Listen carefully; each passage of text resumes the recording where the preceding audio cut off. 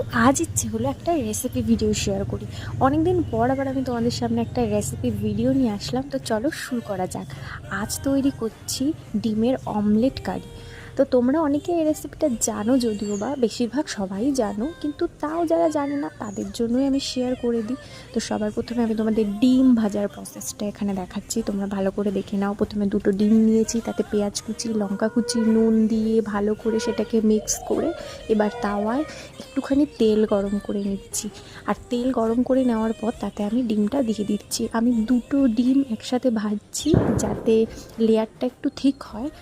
যদিও বা কিছু ডিম আমি একটা করেও ভেজেছি, ভেজে আমি সবই অর্ধেক অর্ধেক করে নিয়েছি যাতে ঝোলের মধ্যে ভালো করে সমস্তটা মিশে যেতে পারে। তো দেখো আমার এখানে ডিম ভাজা কমপ্লিট হয়ে গেছে। মনে হচ্ছে আমি ডিম ভাজারই ভিডিও করছি দেখে মনে হচ্ছে। তো যাই হোক, এবার কড়াইয়ে আমি আলুগুলোকে নুন আর হলুদ দিয়ে ভালো করে ভেজে নিয়েছি। বেশি একটা আলু দিইনি, অল্প পরিমাণে আলু দিয়েছি। আলুগুলো ভেজে তুলে নেওয়ার পর আমি এখানে কড়াইয়ে গোটা গরম মশলা, গোলমরিচ, জিরে আর তেজপাতা ফোড়ন দিয়ে দিলাম। দেখো অল্প একটুই তেল, বেশি তেল আমি ইউজ করিনি। যেই তেলে আলু ভেজেছিলাম তারপর সেই তেলেই রান্নাটা করছি। তারপরে একটু সামান্য রসুন কুচি দিয়ে দিলাম, আর তারপরে পেঁয়াজ কুচি দিয়ে আমি ভালো করে এটাকে মিক্স করে নিচ্ছি। এটা যখন একটু ভাজা ভাজা হয়ে যাবে আর একটুখানি রসুন কুচি আমি দিয়ে দেবো। প্রথমটা একটু ফ্লেভারের জন্য দিয়েছিলাম, যাতে রসুনের গন্ধটা বেশ থাকে, ফোড়ন দেওয়ার সময় দিয়েছি তাই।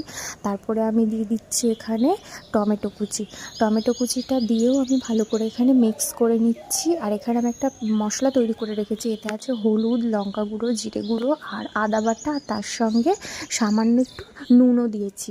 আর জল দিয়ে এটাকে মিক্স করে ভালো করে তারপরে এটাকে আমি ঢেলে দিলাম কড়াইয়ে দিয়ে এখন এটাকে ভালো করে কষতে হবে যতক্ষণ পর্যন্ত না এটা ভালো করে কষে যাচ্ছে। কষে যাওয়ার পর তারপরে এর মধ্যে আমরা আলুগুলো দিয়ে দেবো। আলুগুলো দিয়েও এটা ভালো করে কষিয়ে নেব।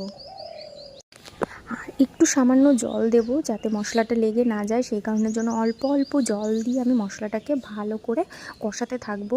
আর এই রান্না করতে করতে বাইরের ওয়েদারটা দেখি বেশ মেঘলাচ্ছন্ন হয়ে গেছে।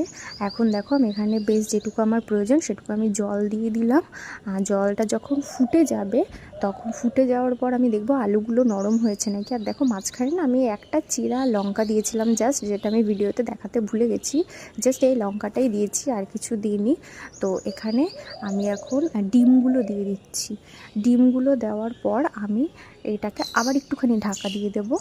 দেখো একদমই জল নেই, আমি একদম গামাখাই করছি। আর সবার শেষে একটু গরম মশলা ছড়িয়ে দিয়ে আমি এটাকে নামিয়ে নিলাম। তো রেডি এখানে আমার অমলেটের ডিম কারি। তো দেখতে কিন্তু দারুণ হয়েছে।